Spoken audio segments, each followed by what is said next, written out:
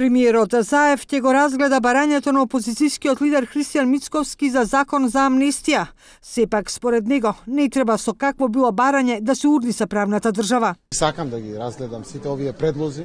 Секој пат со внимание сум ги размислувал сите предлози на опозицијата, но уште еднаш напоменувам, ние не смееме да урнисаме правната држава, заради тоа што владењето на правото, правните реформи се едно од најзначајните реформи, будно следат сите земји членки на Европската унија и се што ќе правиме мораме да правиме на внимателен начин, онака како што е тоа дозволено, за да го предизвикаме и потврдиме помирувањето и националното обединување, но при тоа да не урнисаме правната држава во Македонија. Синоќа Мицковски побара амнестија за сите вклучени во инцидентите од 27 април, а не само за поединци. Ајде, донесете закон за амнестија, кој го предлагаме за сите учесници од 27 април, за да има и неселективна правда и слобода за сите, а не селективна правда само оние кои што вас заслугува. Во меѓувреме, во собранието се цртаат контурите на Комисијата за помирување. На денешната координација неофицијално било договорено да ја води собранискиот спикер Џафери.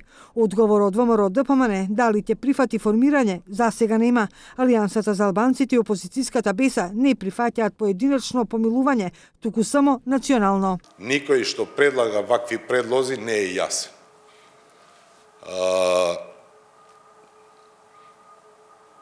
Цивилизираните општества има само еден начин на кој начин се постигнува помилување. А тоа е преку правниот систем. Сите тие кои се судиле со законот треба да одговарат. Ние не треба да правиме компромиси со правниот систем и со владење на право. Тоа ни е обврска и како самата држава и како кон нашите граѓани, но знаете дека ни е обврска и кон европските институции. Се очекува да почнат консултациите со пратеничките групи и за владините амандмани.